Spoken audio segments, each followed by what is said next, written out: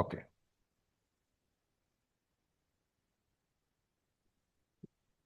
Well, maybe Sujal, you want to, I will leave it to you, how you want to take this forward. People are joining indeed.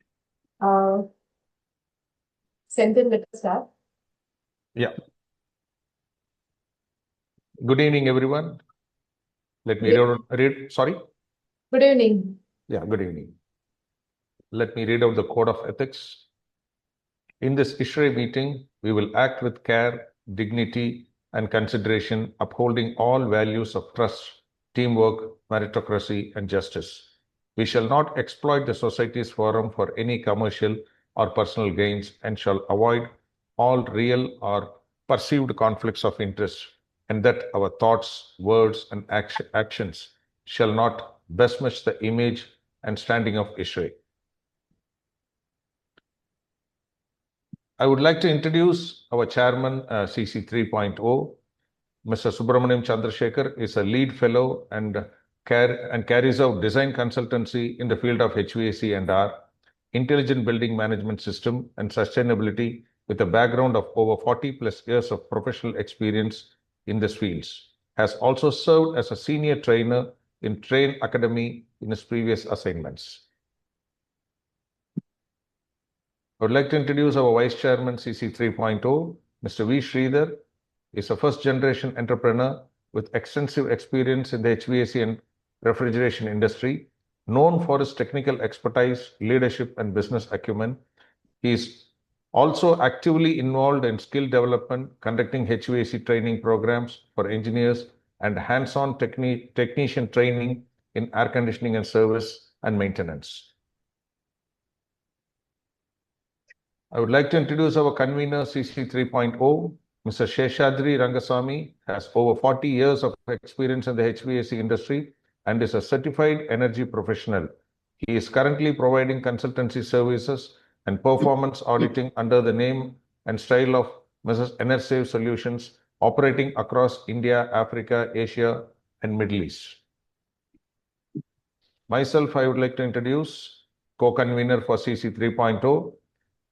I am a seasoned HVAC principal consultant with over 30 plus years of hands-on industrial experience, known for my deep technical expertise, dynamic leadership, and result-driven MEP solutions. I have successfully engineered and delivered complex HVAC systems across healthcare, academic, commercial, and industrial projects. Now I would like to introduce our speaker. We are privileged to welcome Dr. Hariharan Chandrashekar, a distinguished ecological economist and a pioneering force in advanced citizen-led sustainability movement across urban India and beyond.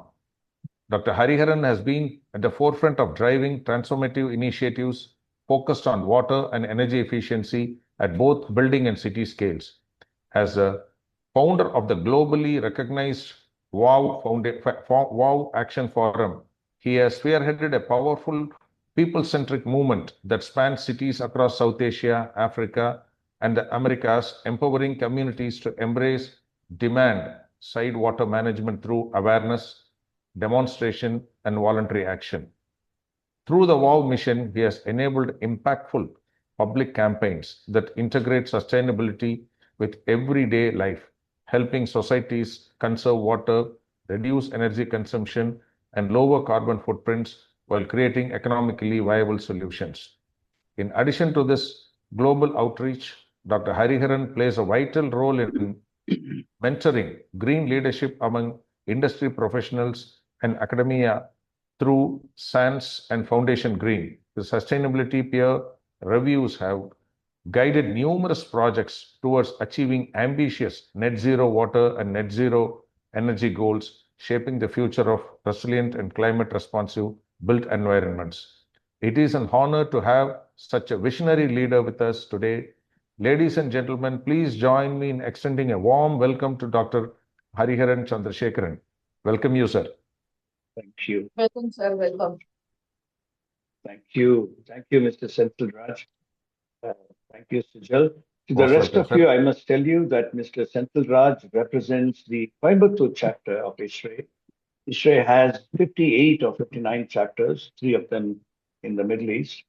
And the importance of this event is that it is part of a run-up that Sujal Shah, who is Pune-based, is sort of steering for the next cool conclave that is coming up in Coimbatore.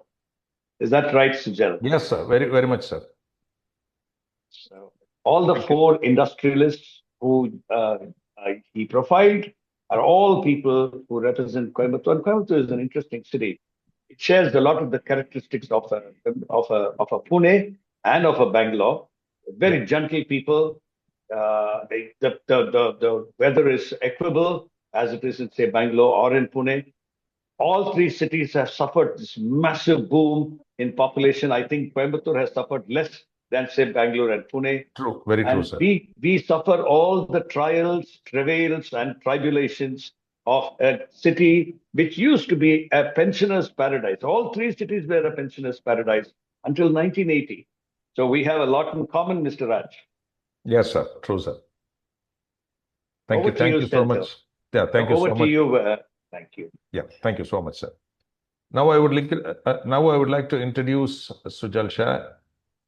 Madam, it's our privilege to welcome Mr. Sujal Shah, a dynamic business leader and an influential voice in the fire safety and manufacturing industry. As the director of New Age Firefighting Company Limited, she spearheads global business strategy and export operations, successfully expanding the organization's footprint to over 60 countries. Beyond her corporate leadership, Sujal Shah plays a pivotal role in shaping industry dialogue and advocacy. As president of the Fire and Security Association of India, Pune chapter, and zonal advocacy chair at ISHRAE, she actively contributes to advancing sustainability, decarbonization, and resilient built environments.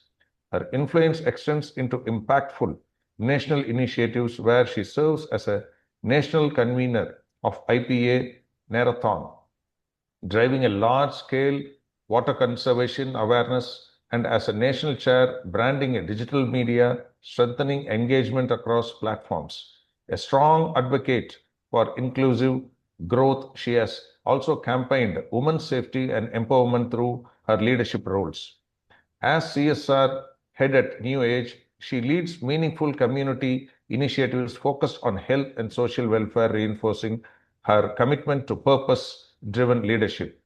Recognized with multiple prestigious awards, including the EEPC Star Performer Award and the Woman Power Entrepreneur of the Year, Sujal exemplifies excellence, vision, and impact. Please join me in warm welcoming Mr. Sujal Shah for this wonderful program. Thank you, Mr. Senthil. Thank you so much for. Thank you. Most welcome, Sujal Shah, madam. Jaykant, can you please play the video? Yes, sir. You may please. I will stop sharing. Yeah. Yeah, please stop your screen sharing.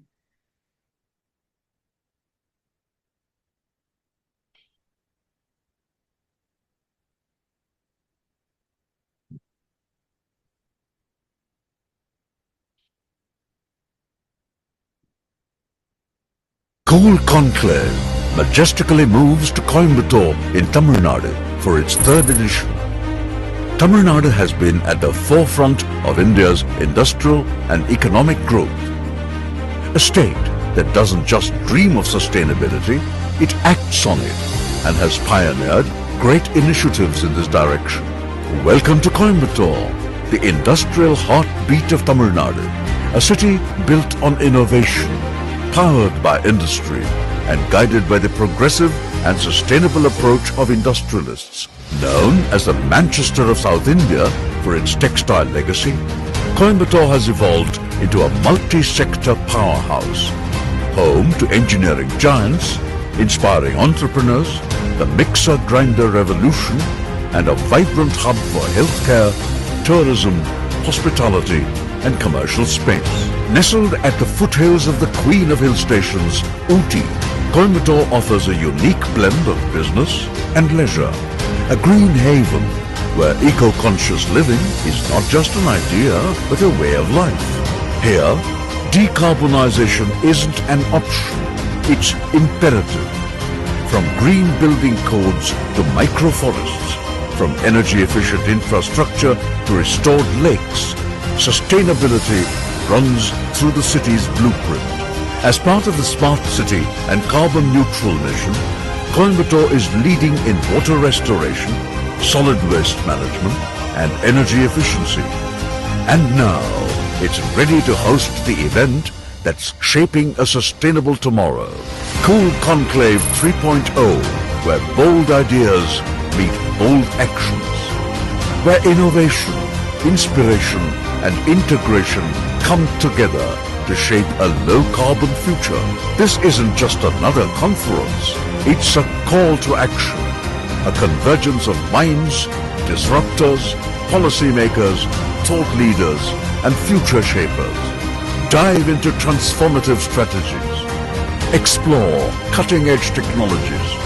Forge powerful collaborations. Cool Conclave 3.0. Innovate, integrate, inspire. Together, let's rethink our industries, redesign our systems, and revitalize our planet. Let this third edition be a defining moment in ISHRAE, India's decarbonization journey. Join us in Coimbatore. Be a part of this great net zero initiative from ISHRAE. The future is calling. Are you ready to answer?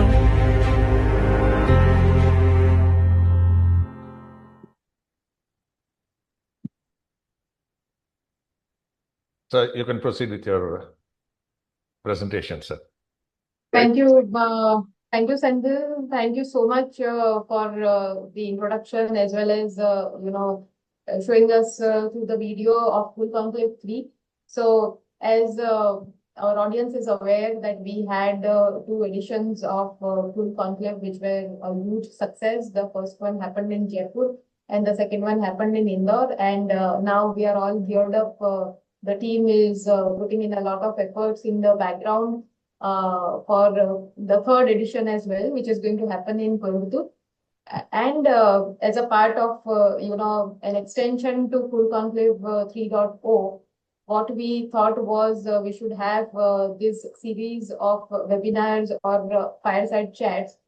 And today we are here for one such fireside chat.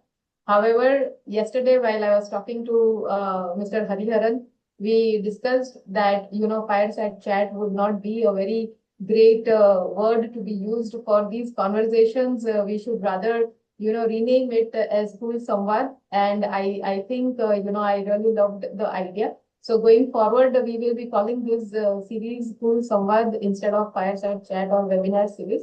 So on that note, good evening, everyone.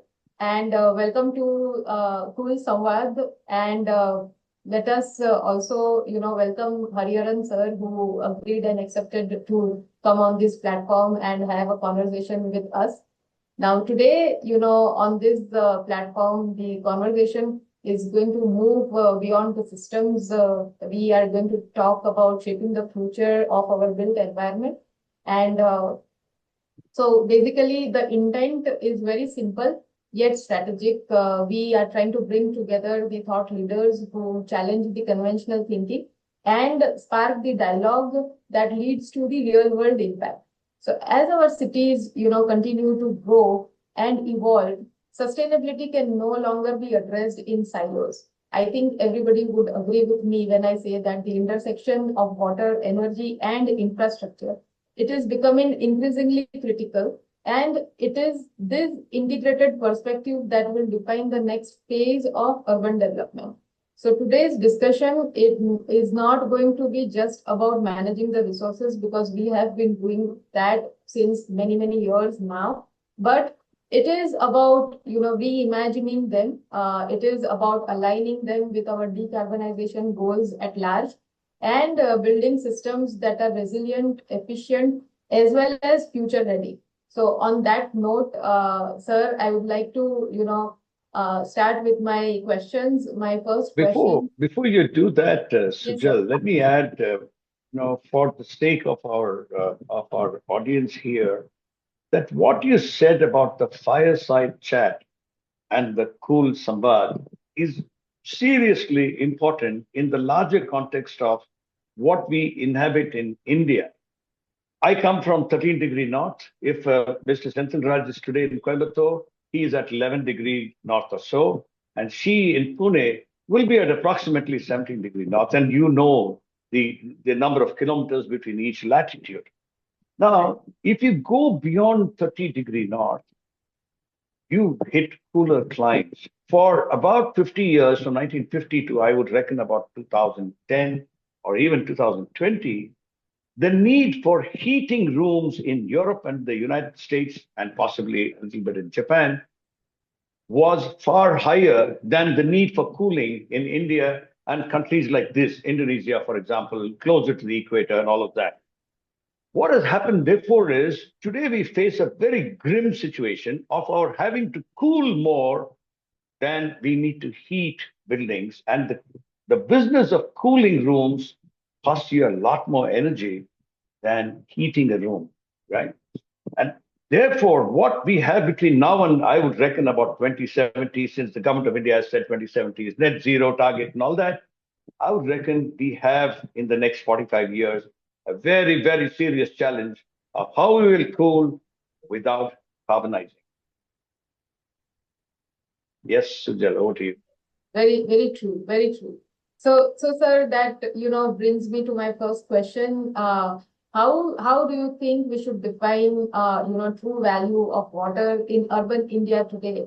Are we still treating it as a utility rather than a strategic or a finite asset? Okay, I will make a confession to the rest of the viewers here that between Sujal and I, we conspired yesterday, or was it the day before? And we said we'll put up a rapid fire list of, I think about 23 or 24 questions. Sujal knows the right number. So all we are going to do over the next 30 minutes is take these 20 odd questions, which we believe are as relevant and vital for your understanding of your work as a professional in the industry in India today. And therefore, let me now get to, shall we say, responding to Sujal's question. Her question is, how do you define the true value of water beyond money, price, cost, and so on?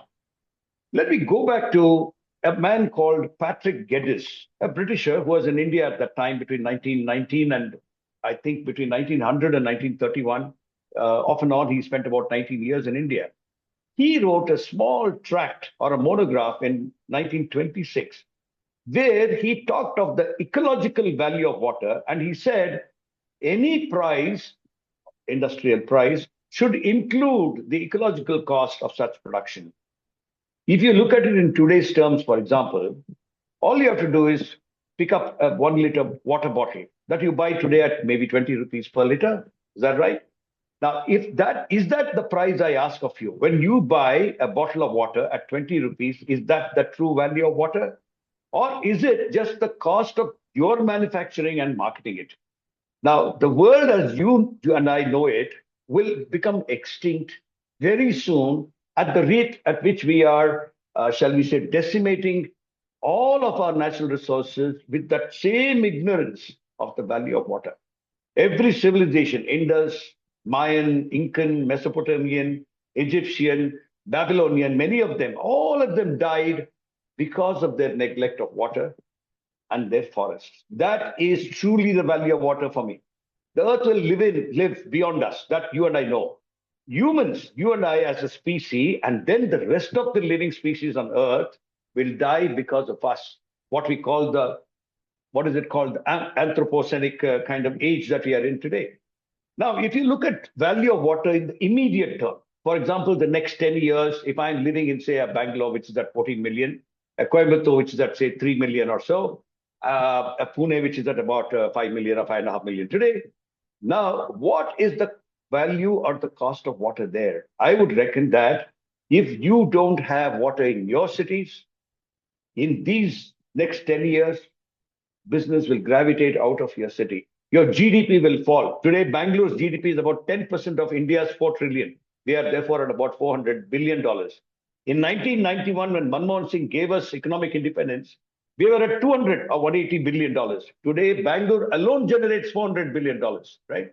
Now, if you don't have water in this city, or we don't have the right water infrastructure at that intersect, like she said now, of water and energy, you are going to lose capital from outer cities like Bangalore or Coimbatore or any other city. Delhi, for example, is at the edge of the desert. I was there last Friday and Saturday for another ISHRAE meeting. And what did I find? I find that you step out of this air-conditioned hotel, and the air that hits you is like in an oven or in a steam engine when you open the doors of the coal shovel. That is how hot it is out there. Now, for example, that mega AI sustainability plant, AI plant, whatever hub that they're setting up in Visakhapatnam, it will cost the next generation and the generation after. Grandchildren of those people in Vizag today will pay for it in 2070 if they set up that hub in Vizag. That is going to cost a nuclear bomb when it comes to water. Let's forget money. Let's talk water. That is the true value of water for me, Sujal. So, sir, talking about, the pricing and the behavioral reality, are we fundamentally mispricing the water in India? And is that what is driving the overuse and inefficiency? Well, I will ask you back. Does pricing really matter? It does in some ways, and it does not also. Let me explain that. In Telangana, for example, residential water users in Hyderabad pay nearly nothing, but commercial and industrial water users pay as much as 28 paisa per liter. For example, in Bangalore, if I'm buying a tanker of water, I will pay about 10 or 12 paisa per liter. I don't know how much you pay in Pune. I suspect that you pay in Pune up to about 15 or 18 paisa per liter. And I'm sure the story is not any different in Coimbatore. Now, at about 10 paisa per liter, it becomes economically viable. Now, your question is mispricing of water. I would say that if all our water Jal Nigams and water boards decided to see that they keep their pricing at about 10 or 12 paisa per liter, it will become economically viable for us to nurture an ecosystem of innovations, which can create, in turn, water assets that will generate what I call alternate or non-fossil water, while it will, of course, ensure the avoidance of bore wells, tankers, and grid water, which are the three sources of water for any building. Let's face it. Why is it wrong or not appropriate or not feasible for you to use borewell water or tanker water or the long distance supply water that you get from your grid, city grid? I will not answer that. You can look up some website and find out. The cost of energy for a city, Sujal, you know this well, will fall dramatically by at least 50% for all segments of water users. Make that difference of ensuring that they get to this pricing ecosystem, which will nurture innovation, as I said. I can give you many more examples, but we will save it for another time, beyond this 1 hour that we have got. Yeah. Right. So looking ahead, how do you see India's water landscape evolving over the coming decades? I mean, are we moving towards resilience really, or are we moving towards a deeper structural crisis? Serious question. You're right. India's water landscape, where is it headed in the next 40 years, let us say? Let's remember one more interesting thing, all of you as participants here, and I'd like you to think about this. There was a paper produced by a bunch of researchers in Seattle about 5 years ago, which said that from 2024 to 2064, the Earth's population, our global population, will touch something like 9.8 billion, nearly 10 billion. And India will be at about 1.67 or 1.7 billion, which is how much? 1670 million million people, sorry. Now we are at about 1470, we are moving another 200 million people in 40 years. And then what happens between 2064 and 2100, in about 36 years, India's population falls dramatically from this 1.6 billion to 0.9 billion, or about 900 million. China's population, which will be about the same as India's, falls to something like 780 or 750 million people. Why? I believe, and the report, I can share that report if any of you ask Sujal to connect with me. it comes out of women literacy and a few other factors like that, and not out of any disaster. There's no such disaster coming about. There's no Armageddon. It is just that women literacy alone is going to make that difference in the population dropping as dramatically, is one point that I wanted to raise. The other is this on the water landscape. And this is another 30 seconds for this. India's water landscape over the next 70 years, let us say, or 75 years to 2100, will depend upon only one thing. Think about it. How do we ensure that we put all water into a loop of growing your own water? How do you do that? If you're in an apartment, say, I will take only 150 flats. I will think 600 liters to a flat. That's about 100,000 liters, or about 36 million liters in a year. How do you stop taking it from a borewell, from a tanker, or from some Jal Nigam? Instead, how do you put this water in a loop is the question that you have to ask yourself. And there are easy solutions for it. This essentially means that all used water goes back into a cycle for treatment to the highest grade of water that you can achieve, which is better than the best bottled water that you can buy on the marketplace. I don't know why we foolishly pay for that bubble can, some 5 rupees or so, which is the equivalent of 250 rupees per 1,000 liters. Or you buy this stupid bottled water, which means if it is 20 rupees for 1 liter, you're paying 20,000 rupees per 1,000 liters. Crazy. Is this what you want to do? How do you know that the water that you pay at 20 rupees per liter is actually safe to drink? Have you gone to the source of any such manufacturer like Bisleri and others to find out where they source their water? And if you did, let me assure you this, you will never buy that bottle of water once again. You must also realize that drinking such RO water primarily is unhealthy and in the long term does no good for your health and your system. Then what are we doing with our current water landscape? What do we do to change this to ensure that we avoid what Sujal called the deeper, what did she call it? Crisis. Structural crisis, she called it, right? Right. And Yeah. how do we move towards resilience? There are many ways of moving towards these things. We will talk about as we go along, Sujal. Yeah. So you think that it is still underestimated in terms of scale and impact, right? The crisis is still underestimated. Is that Seriously, right to say? seriously, in terms of scale, in terms of impact. Okay, let me look at what the water crisis in India, wherever you are coming from as participants today, and I know you represent multiple cities. Let me offer a note over the next 1 minute. In response to what Sujal has asked, she's asking me, how serious is the water crisis in India today?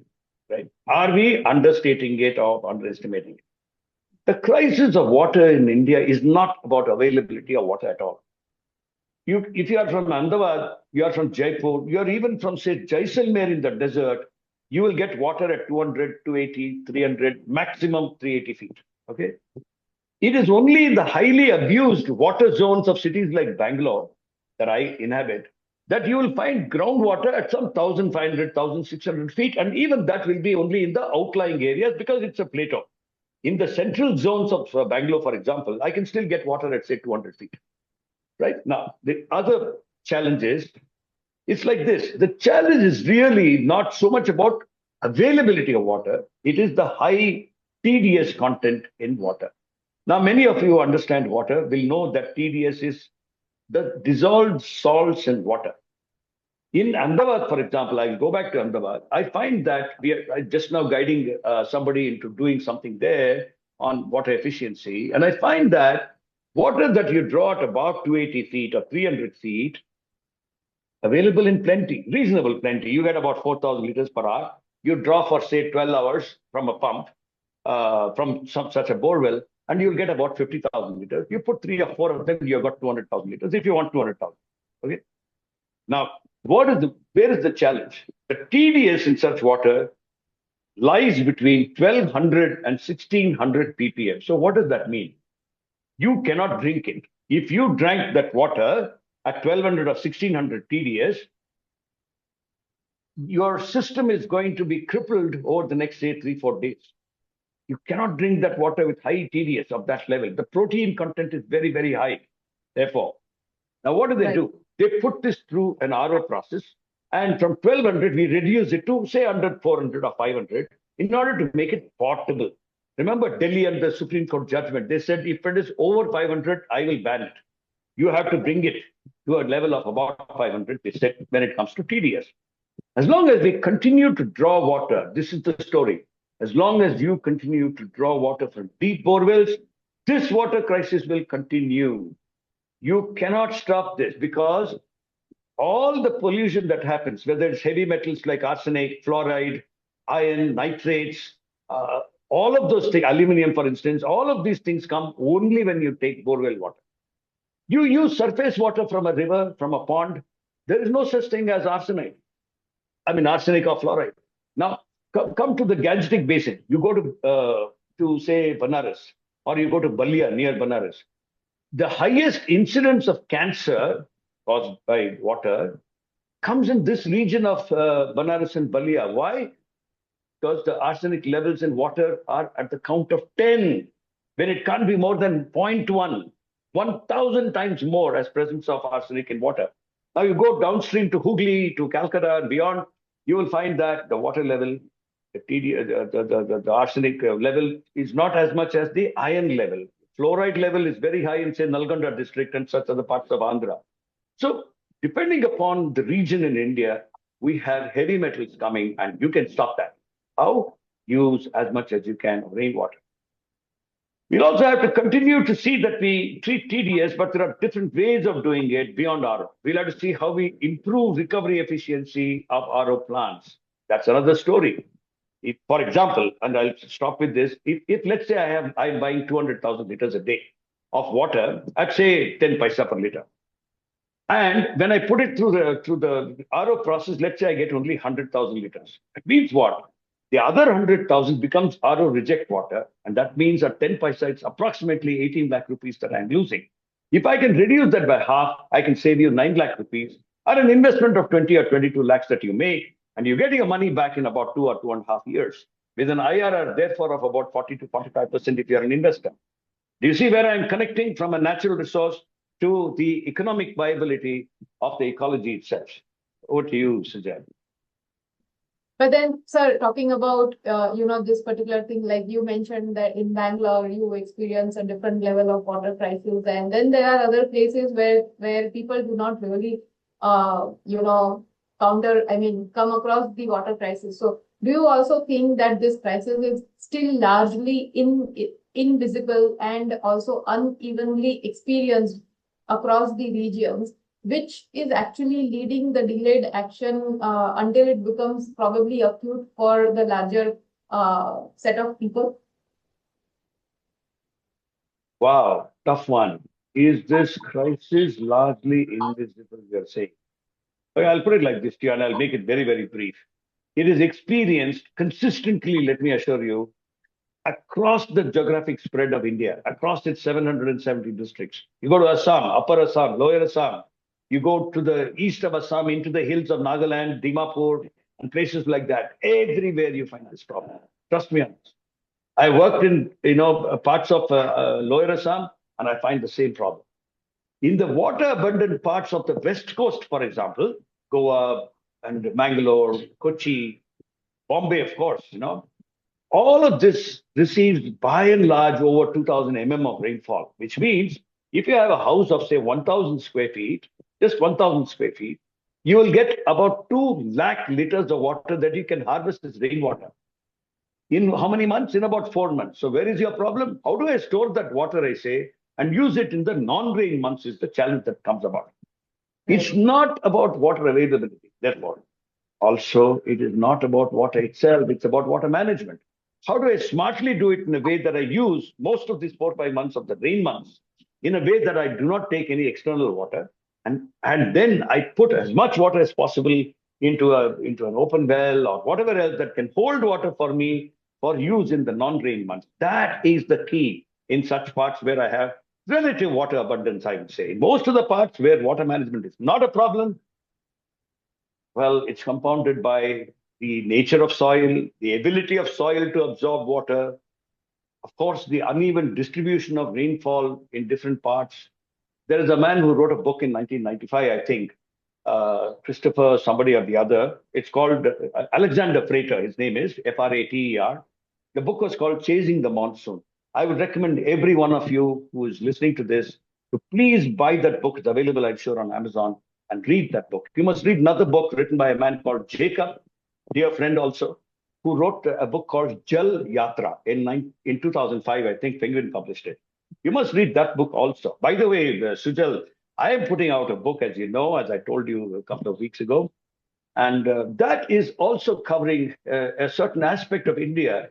India is phenomenal in that sense, but then we must know how to deal with the challenges that we have before us.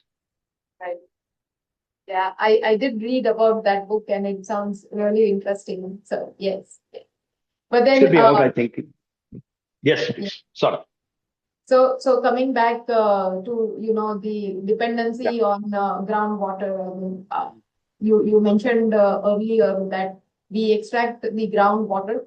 Now, I have this question that to what extent do you think India's urban development it is dependent on the unsustainable ways of groundwater extraction? And are we building on a resource that is already in a decline?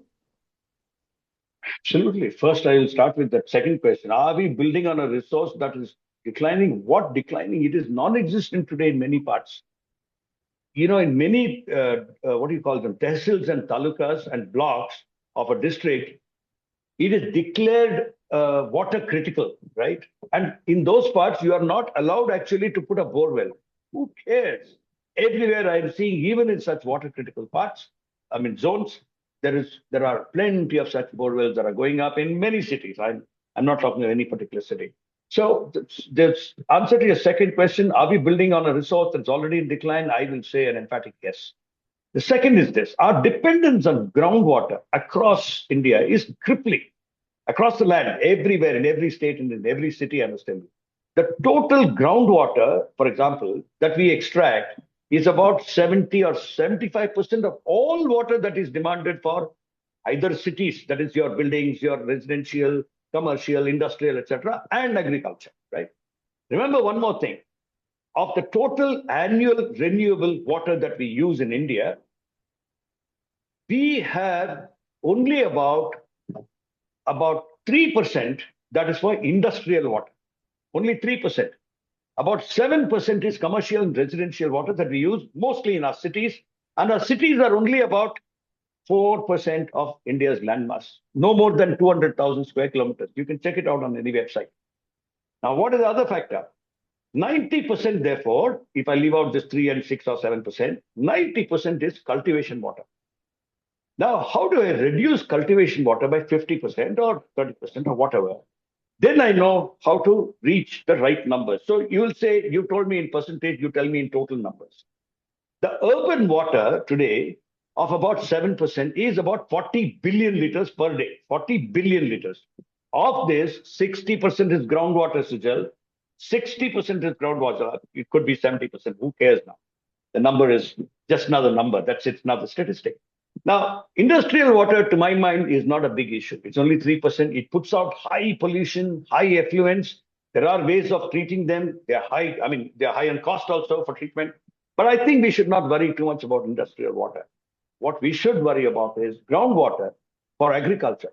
The rice that you eat, the wheat that you buy, all the millets and everything else. You think you're buying organic stuff? Wrong. You are buying things that are coming out of water, which are high on all of those heavy metals that I listed earlier. What should you do therefore? Well, if you buy it and then you do some, washing with potassium permanganate and such things, you can possibly delude yourself into thinking that you're eating safe foods. You are not. So you must see what we can do as a country to reduce our groundwater use as much as we can. It's not in your hands or mine. It's to do with policy. It's to do with, collective action from communities in panchayats. We have 250,000 panchayats with 600,000 villages. It's a humongous task. For 30 years, I've been defeated. I've been working on these things from about 1990 or 91. And I can tell you it's been impossible to make any change at all. So if you ask me, this reliance on groundwater, which started around 1980 with the dreadful bore wells, is a scourge that we are not able to avoid. We just don't know how to get out of this borewell disease. For example, if you go to Francophone world, like say France itself, Morocco, Algeria, Chad, many of the French-speaking countries of Western Africa or of Laos, all of those French colonies, one-time French colonies, there is a ban on use of borewells. I don't know if you know that. You know, what can you and I do in this country to ban borewells? Very simple. First, harvest as much as you can of roof water, which can be used almost directly as drinking water. Surface water has to be used as much as you can, which can be collected in ponds and many other things like that. If you focus on it, if your government helps you focus on it, if you're a farmer, if you're in an apartment, for example, how much can you have to first stop thinking about borewells and do everything else beyond that. How do you do without borewells? How do you do without tankers, which is borewells again? How do you do without long distance water, which is very, very energy intense? This is your challenge before you. Yeah, but I'm taking a lot of time, but I have to tell you. Yeah. If I speak about Pune, sir, there are certain areas in Pune where the entire societies or maybe the entire region is dependent on tanker waters. As in, it is a routine. Every day morning they would have X number of tankers coming to their society, and the entire societies, entire communities are only using tanker water since many, many years. So, I mean, this is really, what you are telling is maybe doable, but then, like I said, are we ready for it? That is a question. So, coming back to our original discussion, talking about demand and supply, do you also think that we are overly focused on augmenting the supply while we completely neglect the demand side, efficiency, or the behavioral change? Well, I'll put it like this. You go to your city in Pune or in, say, Coimbatore. I know in this city, we have one small department of the Water Supply Board, which is called the Office of the DSM, Demand Side Management. Go and ask these fellows, as I have done many times, as to what they do there. They will tell you nothing. I don't know why, but for 70 years, we have somehow avoided talking about demand side management, which is so much cheaper. For example, to generate, say, 1 billion liters of water per day, 1 BLD, is going to cost us some mega tons of money. Against that, if I were to look at some demand side management in my house or my apartment, I will find that it costs almost nothing for the government. I can give you specific examples, but I'll avoid. I mean, to go back to the same example of 150 flats in an apartment and therefore 100,000 liters, if you simply put a set of aerators, which are pressure compensated, you got the right professional to come and do it, you will see that you'll drop easily about 15% to 20% of your water demand. Without compromising comfort, you'll get all the water that you need, but it will be governed such that it becomes smarter, more efficient for you. Why don't you do that? Why don't you digitize, for example, in a way that you gain again another 10% of water? And then how do you ensure that all the wastewater in your system is treated, put back into your dual flush tanks or whatever, and the rest of the water, another 50% or so, is treated to drinking grade water in a way that you achieve net zero water. This is what you need to be doing. Augmenting supply, Sujal, for me means that we focus on demand side, not behavioral change. You also mentioned behavioral change, by the way. We don't need behavioral change. We need demand side efficiency. And trust me on this, governments will stop spending. It will come down by about 70, 80% public expenditure on water. Today, the disease in lakes, in rivers, we pollute every damn thing. We only think supply side. We have to stop thinking supply side. So I mean, you mentioned digitizing these things. On that note, I would like to ask you, do you think that the technology and the innovation, these days we talk about IoT and we talk about AI and we talk about smart monitoring and things like that. So do you think that these will play a transforming role in water management? I mean, can that happen? All right. I'll put it like this to you then. To me, when you use the word technology, quote unquote, it is what has been done by the Mughals to store potato or onions. Today they are talking about it. I was in some conference where somebody was talking about how you can how you can create storage for potatoes or onions without energy. This was done then, in the time of Akbar. It is to do with design. It is to do with how we go away from hydraulics and move into hydrology. This is all not technology.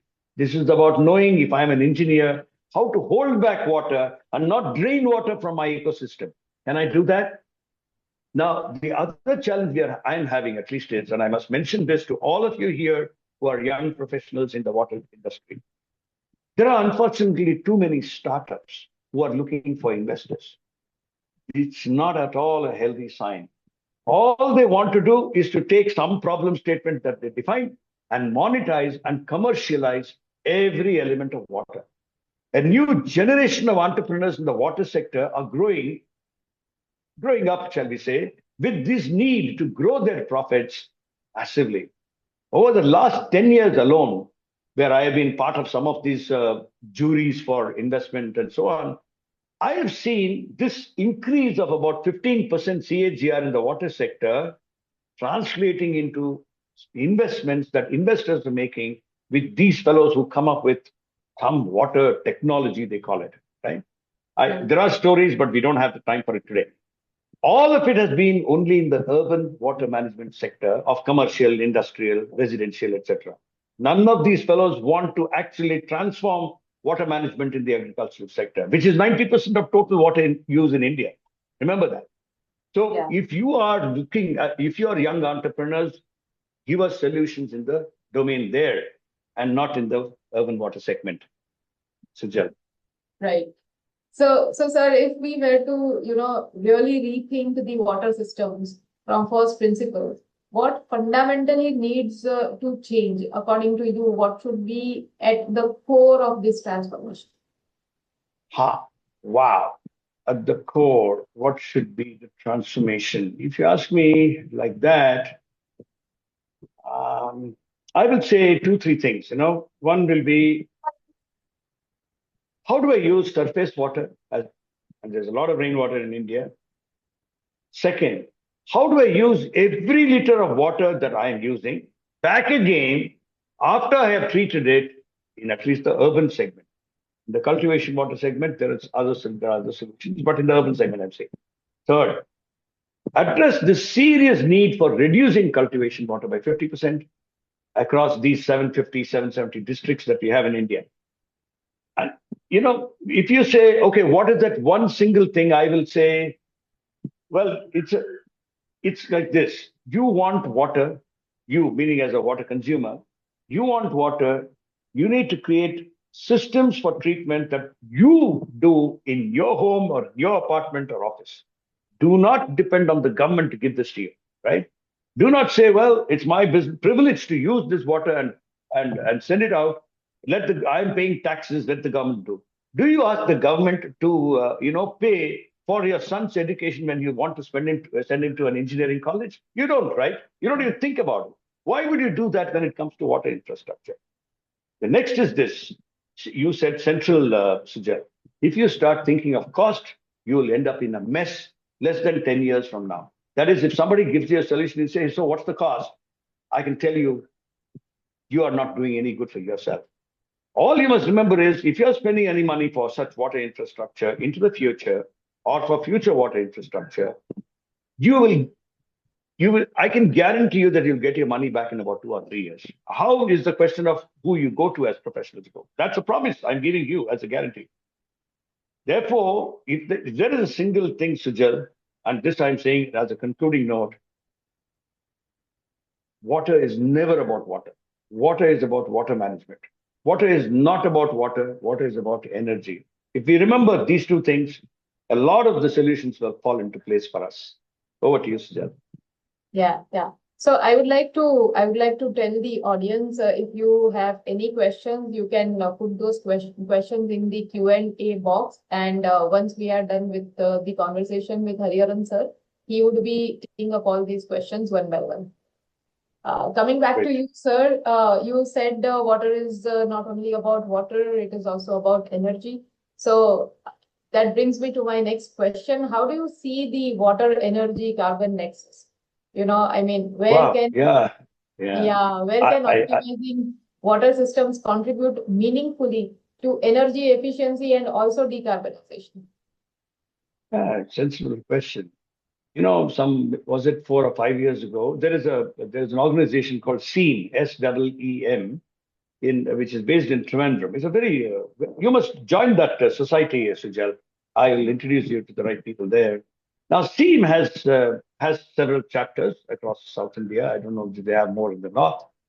And in a journal that they produced, very, very distinguished, very exclusive journal for energy professionals, I wrote a piece, 5,000 words of it, if you please, on the water G nexus. And one of the important things I found in maybe 2008 is that Sheila Dixit was the chief minister. She invited a few of us from CII to do a study to ascertain the energy profile of Delhi. It wasn't still called NCR. Now, what we did at the time is went through a wonderful Kamal Mittal from Delhi, from Paharpur Cooling Towers, was also part of the study for us. He was leading it actually from CII. You know what we found? 52% of Delhi's energy was for water, transportation of water, borewell water, some other pumping and whatever else of water. You go to your city, Pune, which is very, undulating, or you go to our Central Raj city, I am certain that the daily energy demand will be over 55%. What does it tell us? We have to focus on water first and efforts of the kind that I discussed or we all discussed today in a way that we bring down the use of energy. Otherwise, you're not going to be able to battle this. What does use of energy mean? Look at this. For every 1,000 units or megawatt hour of energy, MWH, you're using about 30,000 liters of water in a thermal plant. Wow, look at this. So I use 1,000 units of electricity in my house. It becomes 4x, about 4,000 liters. And that 4,000 units, 4,000 kWh, which means 4 into 30,000, 120,000 liters of water. I can give you the math for another one, and for want of time, I'll just give you the last sentence, Sujal. In your house, if you're using 500 units of electricity per month, 6,000 units of electricity, therefore, is 7,20,000 liters of water in central India where your thermal plants lie. What are we doing? Somebody was telling me in a meeting on Saturday last that, in metro, in Delhi metro, they are using air systems for cooling towers instead of using water-based systems. I said, if you're using air-based systems, your energy level is going up. That means what? You're transferring your water requirement to some place in the central part of India. While if you're using a water-based system for your CTs, you can possibly reuse or treat and reuse systems in order to see that we're doing it right there. He wasn't willing to engage with me, this gentleman. He's also an ISHRAE member who is from DMRC or whatever. My point is this, that wherever we are doing such systems for cooling towers, don't go for air-based systems and delude yourself into believing that you are being water efficient. You are not. It's like buying an EV, electric vehicle you buy. Well, my car is, excuse me, you are using dirty power, which means you're using 30,000 liters of water from a thermal plant. Like Switzerland said, you want to buy an EV, then you have to have your own solar power for charging. Right. Yeah, that is true. That is true. So we forget these simple things, as nexus goes between water and energy. Yeah. So, sir, coming back to the cities, do you think that we have designed our cities? I mean, we have designed our cities in a way that makes them water inefficient by default. And do you think, is there any mechanism to reverse that? How do our cities? Okay, if your question now will therefore be whether cities by default you're saying, is it? Okay, if I were to put Yes, it sir. like that, let me answer it in another way. Interesting question. Your question, if I understand you right, is have we designed our cities that makes them water efficient, water inefficient by default over the last Inefficient. 50, 60 years? Okay. Yes. Yes. If I look at it like that, let's talk of urban planners of the 1960s or 1970s. You know, when for instance, many of our cities sort of developed beyond the old parts of it. Right. Barring the exception of a Chandigarh or one or two other cities like that, Amravati could be one, where it was built from nothing. You know, all our cities have existed. We are a civilization. We are not a country. 7,000 years we've been around.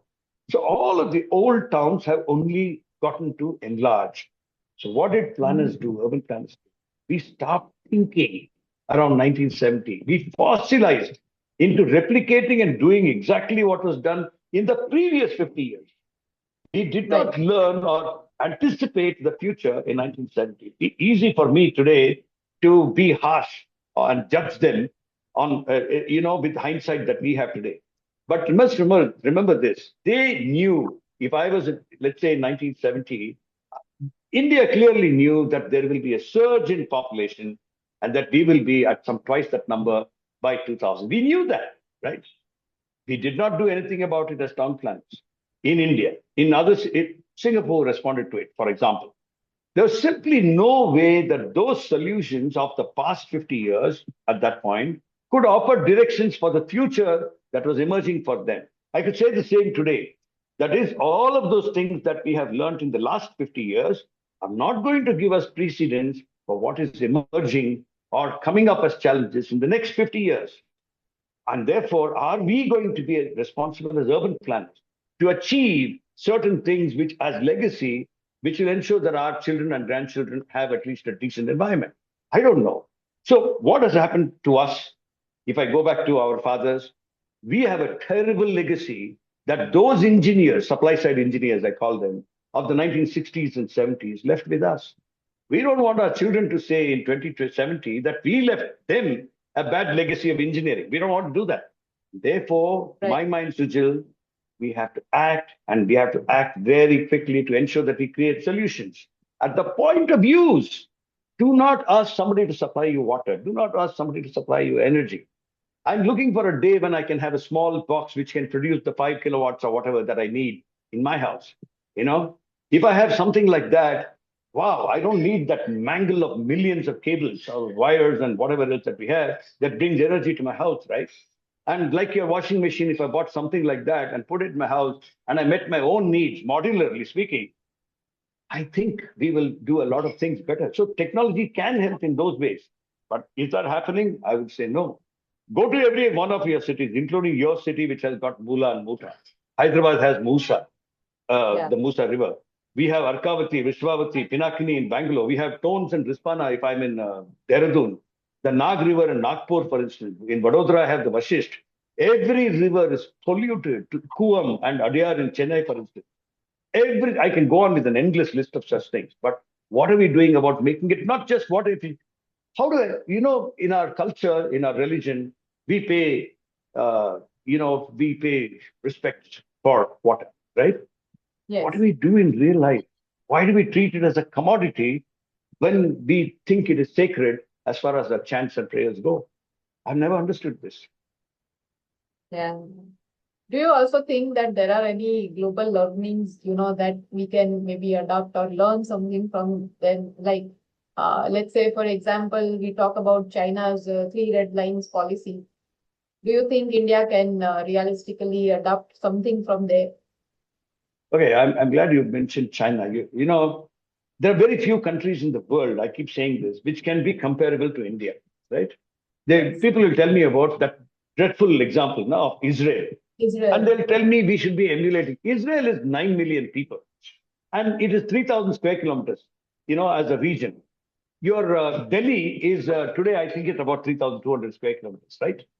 I'm saying, why will we take Israel as an example? I'm glad you took China. I've heard, what I will say is this. China has done a phenomenal job with what you call the 3 red lines policy. But that policy of 3 red lines, and I'll request all viewers here participants here to go and check it out on the Google for what 3 red lines China is about. It's not just about water. For example, one 3 red lines policy is on financial regulatory metrics to avoid excessive borrowing. That's also part of 3 red lines, for example. Now, when it comes to 3 red lines and water, they talk about, which we also should be talking about, which we did in this last 1 hour, they talk about controlling water usage. That is, if I'm using this much as water in the country, not individually, can I reduce it? That's one. Second is, what is it that I need to do to improve efficiency of water management? We talked about it also today. The third is, how do we limit pollution into our lakes, into our rivers, everything that we do? We take water from our apartments, quietly, no one is looking, we put it into a nala. Is this what we want India to be? It pains me to be talking about these things, but there are ways of doing it. India can clearly adopt such processes across districts and talukas and, of course, cities. It needs a few directions as regulatory directions from Mahua or from the National Building Code. Part 9 of the National Building Code talks about it. I've been talking to Mr. V. Suresh. I met him last Saturday also. Again, I pleaded last Friday. I pleaded with him, please do some revision to Part 9 in NBC 2026 revised that is coming up. And at ISHRAE, I think we must all join together. I was mentioning this to Ashish Rakeja also when I met him on Friday or Thursday, I think. And we must see that we are able to, together bring about that change on a few things that we need in order to make the water regulation, national regulatory system working much better. Across many challenges in India, the one single defect, you know this and I know this, that one single defect that we find is governance. Without governance, without a strong government, all of what we are talking about is a lost cause. And that's where China wins. China has been amazing. They are 50 years ahead of India. Yeah. I think there's a joke that we Indians, we are only afraid of 2 things. One is Danda and the other one is God. So one of these should work for us, when it comes to water as well. So, sir, talking about, the data and actually whether or not there is a visibility for this data, do we really have a reliable real-time data to manage the water effectively at city level, or are we still operating with limited visibility? As in, is this something which is out there in public? Do we have this data? Sujal, before we take that question, should we ask our viewers and participants to see if they want to share some thoughts with us? I wouldn't say just raise questions. Many of them are experts themselves. I can see people like Ajit Seshadri here, wonderful man, Anand Darishwami is here. So I'm saying that if there are people here, Nivedita is here, I'd like to see if any of these wonderful professionals will want to ask us any questions. So is that right, Sujal? Yes, that is absolutely all right. There are 7 questions already in the Q&A box. Do you want me to read them for you? Lovely. Yeah? Oh, I didn't see it. Just thank you for alerting me. Really, will you? One moment. Where do I see on the chat box? Is it or on the Q&A? Q&A. Q&A. One moment. Let me see where Q&A is. Whiteboard. So we will read out. So we will read out for you, sir. Yeah. Please. Yeah. Can linking of rivers help? Fantastic question. Thank you, Srinivas, for asking that question. Let me put it this way. We tried that. Between Godavari and Krishna, it was tried. Today, Chennai gets water, nearly 300 mld from that very expensive project. But think of it like this. When you link one river to another, you know what you're doing? You're disrupting the entire chain of natural linkages that each of the localized zones of natural ecosystems have enjoyed for many millennia, right? Or 5,000 years, 10,000 years, maybe much more than that. Our human span talks about 5,000, 10,000 years. But for natural ecosystems, we are talking in terms of million years. So what we are doing as interlinking of rivers is a terrible thing to do. And you can look up the website. I don't want to waste too much time. And there will be enough information that you will get, Srinivas, to tell you that interlinking is a very bad idea that politicians have taken up because it's very it's very investor friendly. They make a lot of money. They want projects which will mean 20,000 crores, and you know why. And I don't want to say more on that. Again, one more question. RO water TDS is below 40. Is it causing bone erosion? Wow, it does. For example, that RO system that you use in your kitchen, which has most often 10 or 12, consistently, if you used only that water, like a Jain monk, Jain Muni, you drank only that water, you did not eat any food which has all the minerals, then you're right about bone erosion. What happens to us? What is all these companies, RO companies, depending upon? That you will anyway eat your food. So you are not going to suffer bone erosion and such drastic things. What did that Arvind government do in 2015 or something? They banned. And all these fellows from the Tatas to whoever else, they all went to court. And the court said, the Supreme Court said, ban. That's it. I will not allow RO water in Delhi. Unfortunately for us, that has not moved to other cities. What did the government do, Srinivas, at that time, 2022? I think the Supreme Court, again, these fellows went, the Tatas went. Tatas will say we are great philanthropic institutions, but they have maimed this country, from Jamshedpur and, huge tribals to everything else. They are great PR masters to tell us that it's a great company that they run. What did they do? They went and again approached the court. The Supreme Court said, and that is when I mentioned it earlier, they said up to 500, you bring it. And that means that in your system, now when they sell a system in Delhi, what they're doing is they're putting a small box in order to see that they mineralize the water. It is cheating that they're doing. Many of you as water professionals, we know what an activated carbon filter and a pressure sand filter is. They help to remineralize. But that means you have to do it in large scale, not with a small box. They just managed to overcome some hurdle that the Supreme Court is putting up. So you're right about that. The third one, can the surface water and sea, when rains can be tapped? Well, how do you do that? See, water blends too quickly for it. You can't, therefore, unless there is some technology that comes someday, Srinivas. Chakradhar, how can we reuse RO reject water for domestic commercial works? You cannot. You have to add at least 1:6 times normal water before you put it up in landscape. I remember a project I did in 2004, apartments, and we needed about 80,000 liters. And we had, therefore, something in that case, I think we had about 10,000 liters of reject water, RO reject water. So what did we do with that? We added regular water and then used it for gardens. If you use that reject water directly for your plants, they will shrivel and die. If you took that reject water, you drank one glass, 200 ml of water, you drank it, in 45 minutes, you'll land up in a hospital. I'm not joking. What are the ways, and you'll read more about it on websites. What are the ways to reduce dependency on water, particularly from an industrial point of view? I already mentioned that anonymous attendee. I have a challenge with these anonymous attendees. They never put their names. I don't know why. All I will say is focus on surface water, focus on ensuring that you reduce use of RO or increase the RO recovery efficiency. You want to know more? Talk to Sujal or to Mr. Senthil Raj, and then they will connect you to me. In water, the total hardness has increased in TDS. This is mainly chloride, magnesium. What is the best method?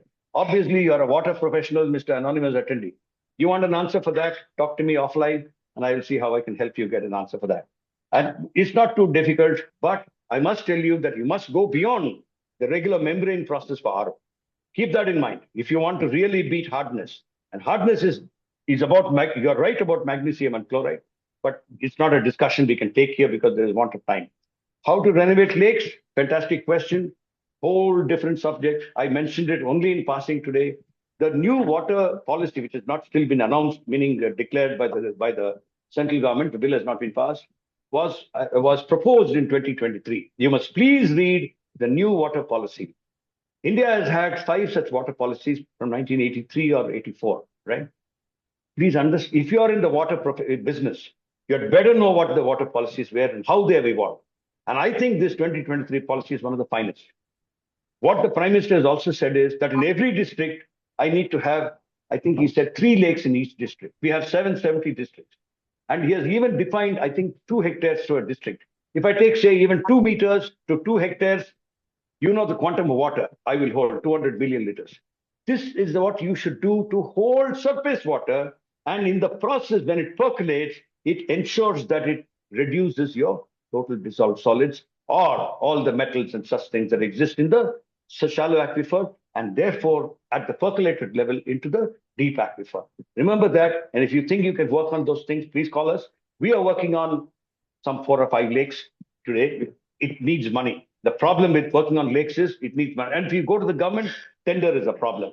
Mr. Raj is looking at the clock. I think we're running out of time. Yes, Sujal. Yeah, I answered all of them. I think, are there any more? Yes. Yeah, sorry. Yes, I sir. think You have in answered. Marina Beach, they There's dig sand and give drinking water. Yeah, then groundwater mixing high density. No. Srinivas, you please talk to me offline. I'll explain it to you. There is no such thing. This is like those quacks who will tell you, I will come and find them to use a trick and say, I will give you water. Don't go by these things that you find. These are natural processes in certain areas. Don't think that it's a general phenomena across all beaches or seasides. It's not. You might have found it here in Chennai. If you're talking Marina, it must be Chennai that you are from. Over to you, Sujal. Sir, Yeah. one question from my sorry. Yes, One question yes, from yes. my side. Yes, please. What is your opinion about desalination, sir? Chennai talks today. Chennai gets 600 mld of water Yes, sir. from desal. Right now, you know the Iran war. 40% of all desalination in the world is only in that Persian Gulf area of South KSA and Iran and everybody else because they don't have water. Now, what happens at the micro zone? See, typically, if you set up in Chennai, for instance, south of Chennai, you go about 4 kilometers into the sea. That is where they have located this. There were many parameters that they did identify for the location or the selection of that area for the desal plant. However, if I am doing 600 mld, I'm putting out 3 times more, 2 billion liters of reject water, which is very high on salts. And that I'm mixing with the existing salt water or the seawater. What happens, therefore, with that high level of protein? Same as for humans. Millions of species, aquatic species, are dying. You cannot prevent or control that. If I was the chief minister of Chennai, say 5 years ago, and somebody said, I say, don't do this desal plant, I would have said, go away. Give me a solution. Now, the solution exists. Mr. Raj, let me also tell you that Chennai, which needs today about 1400 mld, 1.4 billion liters, against our Bangalore's requirement of about 2.5 or 2.4 mld, whatever, a billion liters. I will say, what should Chennai do? Chennai has a beautiful, I will say, soil morphology, geomorphology. It holds water phenomenally well. You know, that whole longitude, it's a longitudinal city, it's a coastal city. It's about 70 or 90 kilometers, I think, from the edge of the north to the edge of the south. And they have 3 beautiful reservoirs created in the time of the Cholas and the Pallavas.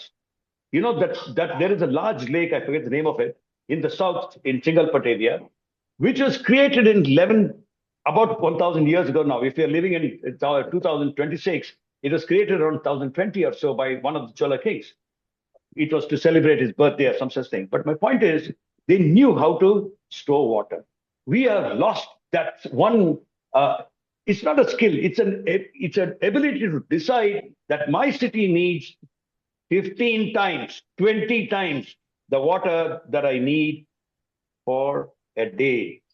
Do you know how much water as storage Bangalore has got? Not even half a day. If there was a terrorist, and I'm giving somebody an idea, if he went and just broke one of our Kaveri pipelines, somewhere about 40, 50 kilometers before Bangalore, finished. For the next 5 days, we don't have water until they fix that pipe. It's ridiculous what we have as a situation. We have stopped thinking water. You go to Chittorgarh Fort. Wars were common in those days. In 1500, they built it. You know what they have done? This is in Rajasthan. They built it in a way that they have 500 times their daily storage. 500 times. Wow. Yeah, you go to Jodhpur. You know, we talk about that Cape Town and the one major crisis they had. Cape Town is smaller in terms of population. They are, I think, 4 million against Jodhpur's 5 million. Not Jaipur. Jodhpur, I'm talking. You go to Jodhpur, you've got 5,000 lakes you've got. Who created them? They didn't exist. Somebody actually dug and made them happen, right? In Cape Town, they have a beautiful natural watershed. If you took a photograph of Cape Town, you will see a huge cliff, and then the water is coming down into the ocean. Yeah. They don't want to hold it, and they want to whine and cry about how we don't have water. Please give us money. Excuse me, what do you do with money if you don't know what to do as solutions? So you see, Mr. Raj, it's not about desal, it's about governance. We do not want to, in Chennai, for example, just now we are doing with INHAF, which is Ahmedabad-based organization. I'm also a trustee there. What we are doing is we have taken up a climate action study of the city. And we are saying just one well, open well of 1.5 meters by 10 feet. That's it, 3 meters. For every plot, big, small, we don't know, every plot must have. In Coimbatore, you know what Tulir did, right? Tulir has still been working, right? And I know this lady very well. She's an industrialist. And I've had reason to know her for other reasons. Sirutuli, it's called. And what they do, Sujal, is they've been working on restoring water to a point where after 20 years today, administrators in the government listen to her. They're willing to listen to her on a few things that can be done. It's not like Coimbatore has not had its water problems, but they have had management deficit, like you have, like we have. We have to work on that constantly. People are not willing to work on it. That is our problem. It's the opportunity also, like that management guru said, C.K. Prahlad, every such deficit is an opportunity provided you know how to get the government to do it. You cannot do it, unfortunately. You had a question, I think, on the built environment. And that built environment question is about things that are about heterogeneous values. If you and I, and some 3-4 of us, we're all in one company and we have one CEO, we share the same value, CEO instructs, we do. But if I'm in a community, you come and say, who the hell are you to come and tell me what I should do? Excuse me, right? So in a heterogeneous community, to get to making decisions in unison, that is impossible. Srinivas, thank you for those very lovely questions, but a lot of it lies, as I told you earlier, as I told you all, in the websites. Please look at websites.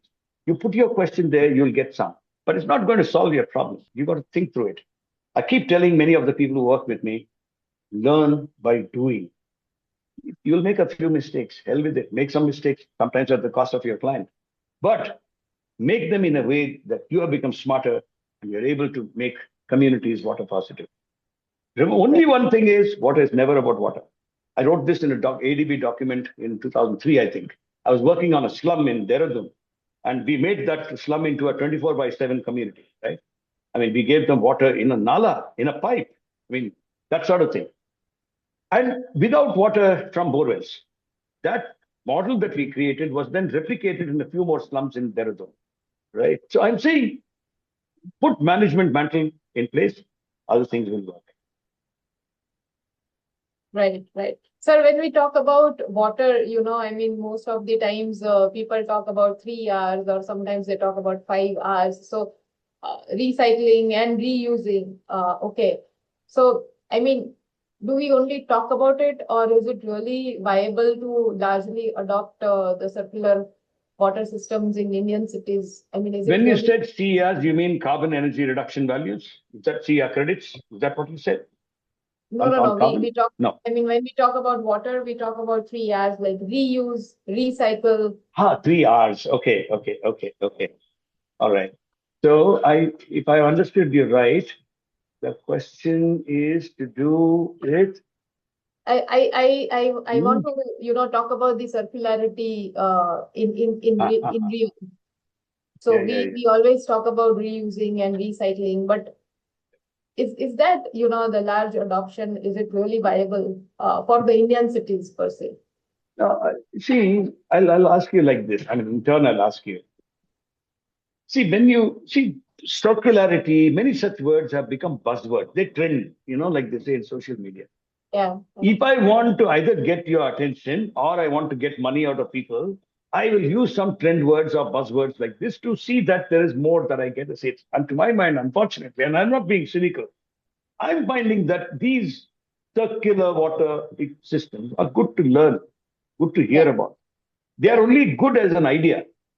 actually, it will not lead us anywhere if we do not work on creating standards, guidelines to help solution seekers. See, for instance, you want a water solution to be done.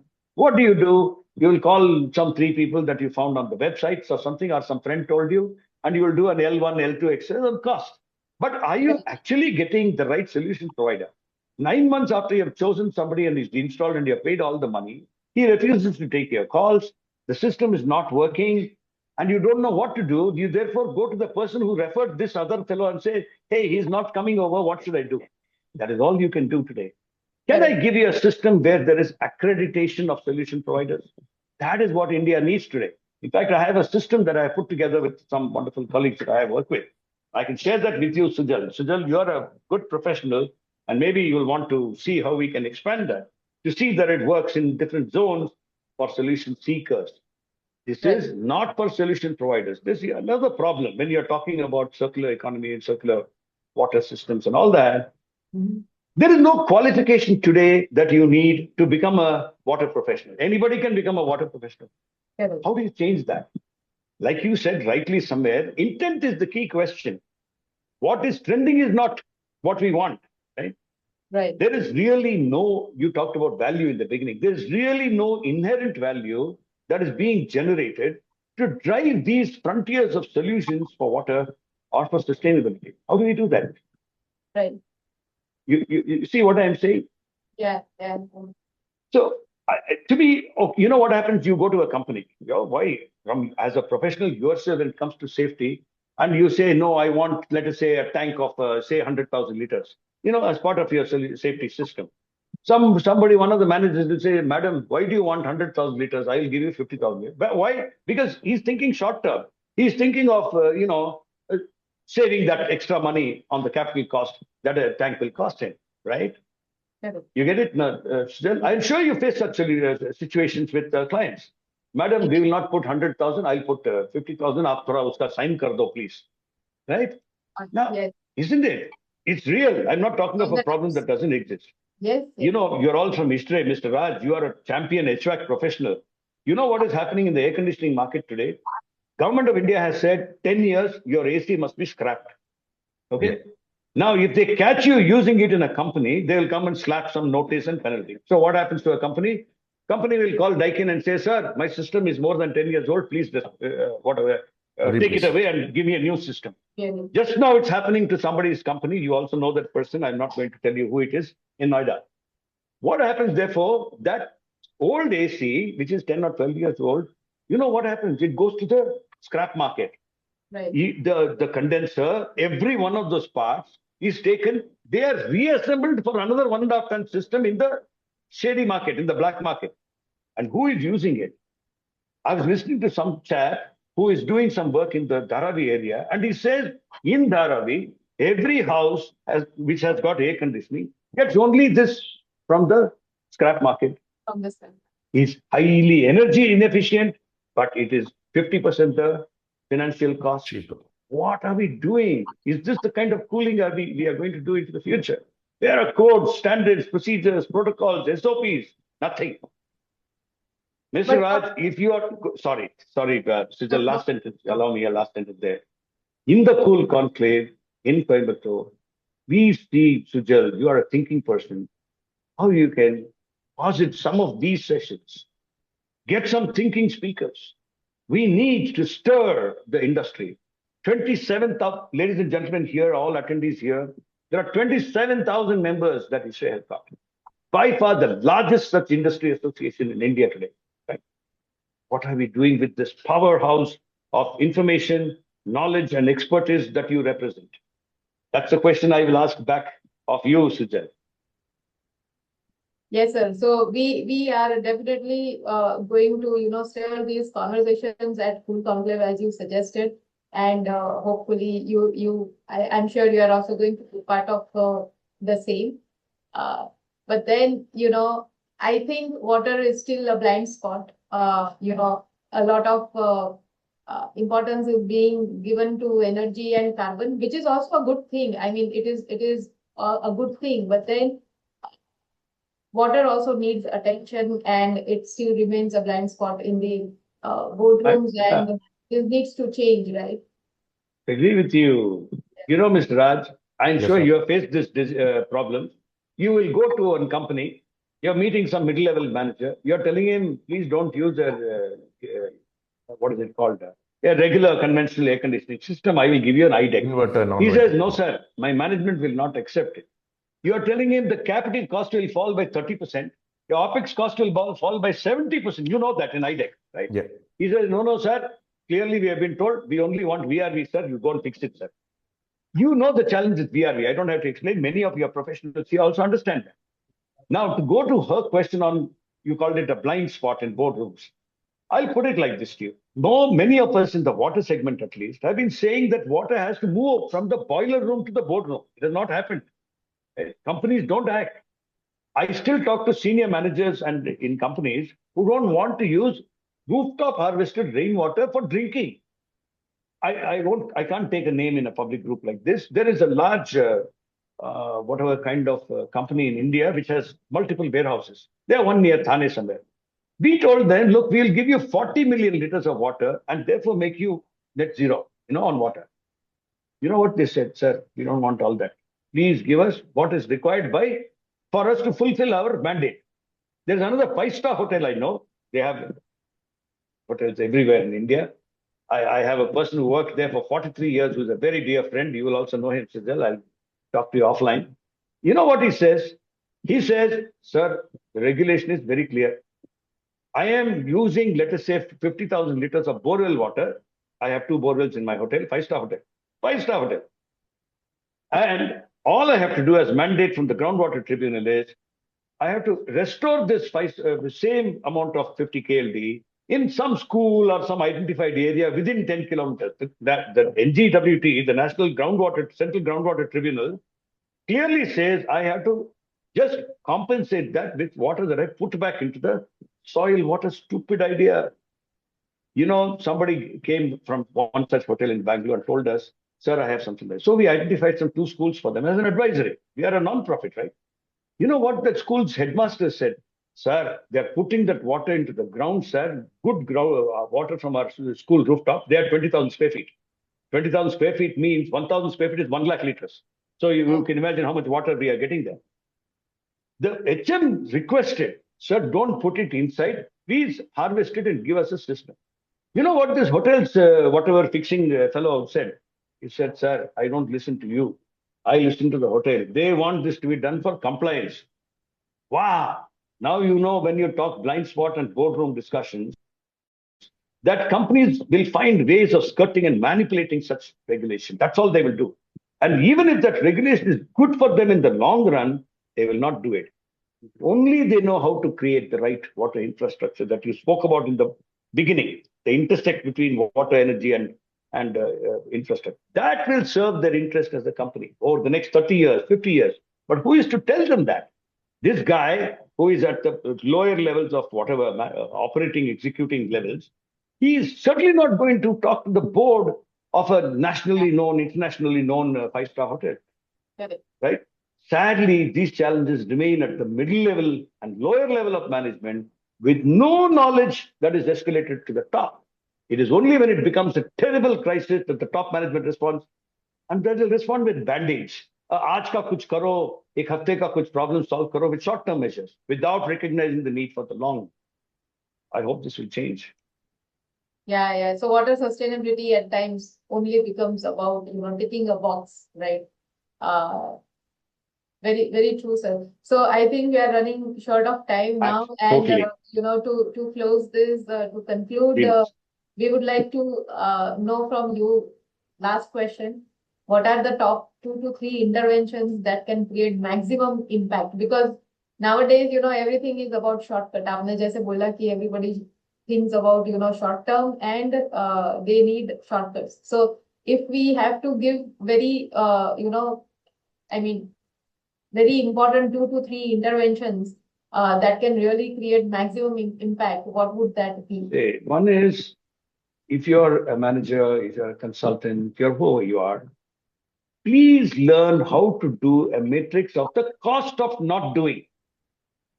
For example, I am Mr. Raj, and I have got, let us say, a 2 lakh square feet building that has come up for air conditioning, new building, right? Okay, sir. I show him the cost of doing VRV, cost of doing some other water-based system, cost of doing IDEC in financial terms and in energy terms.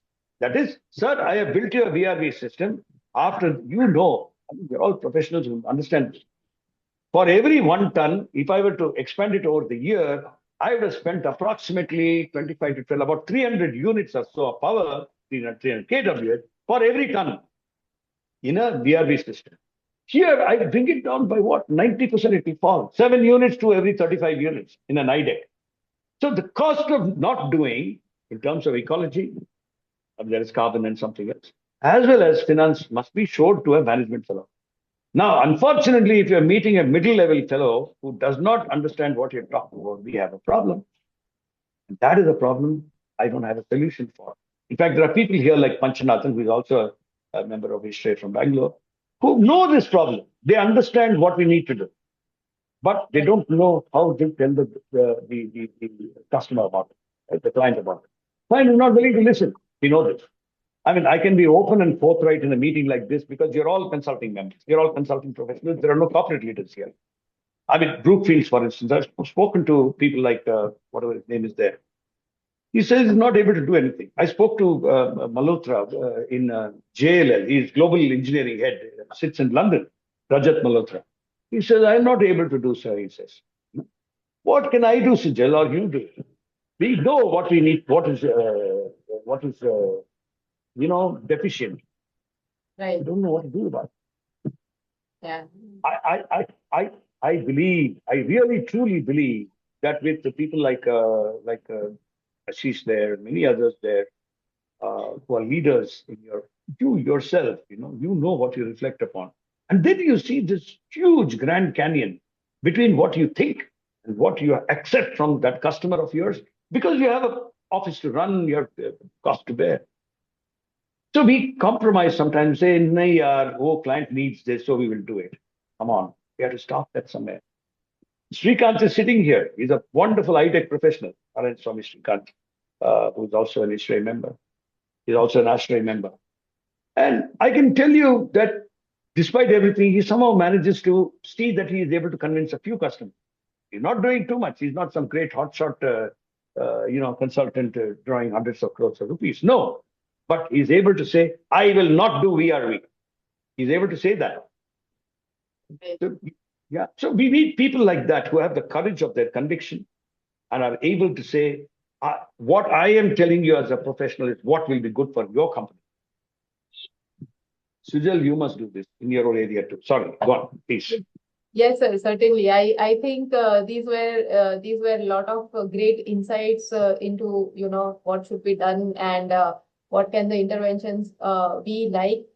Some of the takeaways from this entire conversation. One, first and foremost, I think the governance. We need to have a very strong governance in place, not only for water but energy or carbon or anything that we talk about in terms of sustainability and for the net built environment as whole. And very, very important, I think you said the cost of not doing something is, I think it's a fantastic thing to think about. It's a lot of food for thought, because it is also the mind. It will also bring the mindset shift in people when we start thinking about cost of not doing something. It was a wonderful conversation with you, sir. I must tell this, that I feel really honored and privileged when you asked me to do it, to ask you the questions. And this was my first experience. Thank you so much for this opportunity, sir. And it was wonderful having this conversation with you. Lovely. I must tell you all, though I don't remember the exact words, sometime in February, I think, Sujal writes to me. And the last we had spoken to was sometime in August last year after Indore. And Mr. Raj was also in Indore, I know. Now, she writes to me and says, some of the things that I had shared as reflections after some panel discussion in Indore stayed in her mind, so much so that she writes to me 7, 8 months later and says, those words ring in my ears still. That is Sujal for you. She's a reflective. I sometimes believe that professionals like her are not given due, what shall we say, opportunity to do things. Many others here that I work with, and I have the huge pleasure, Sujal, working with some fine young professionals who are all under 40. My rule is I will not work with you if you're over 50. So I have these wonderful professionals, and I gain a lot of energy thanks to them and the work that they do. And it's very thinking. We are way ahead. See, many of the things, Sujal, you are doing, Mr. Raj, people here like Srikanth are doing, are way ahead of their time. So we don't find enough people who are willing to take the ideas and solutions that we offer. It's a struggle. It's a struggle always when you're doing things that augur or herald a future that is going to be dire if you do not do the right thing today. That's the cost of not doing. Thank you so much. It's a great privilege being here with you all. I'm hoping that this will be listened to by many more people as a YouTube session, Mr. Raj. It's important that you take this to others from your chapter as well as the other 57 or 58 chapters across India. Yes, if you did that, I think there'll be some gain. Maybe you should break it into smaller parts. If you can send us a recording, Sujal, I will have my team to see if they can help you put them into small video shots that help you to, reach out to people. Outreach is about understanding that people have no attention span today. More than 2 minutes, nobody is listening, right? So how do I? Yeah. True, yes. So I shall do that. We shall do that. Mr. Senthil will help me with the recording, and yes, we will do that, Sujal. We will definitely put it on YouTube, and I'll also share a copy with you so that maybe your team can help us make those small videos as you suggested. Yeah. Thank you, sir. Indeed, once again, the pleasure and honor is all ours from the entire Cool Conclave team, the entire committee. Thank you so much. Thank you. I will see you soon in Coimbatore at the conclave. Right? Most welcome, it's a fantastic concept. It's taken off very well, tier 2 level. To all of you here as members who are present, I must tell you that they have chosen to keep away from all these big bad cities. And they're doing it in tier 2 cities. And it's such a phenomenal attraction. 90% of the attendees at both Jaipur and Indore were from outside of Indore, which means that people are willing to come in and, participate and so on. Thank you so much, Sujal. We'll stop. Thank you. Thank you.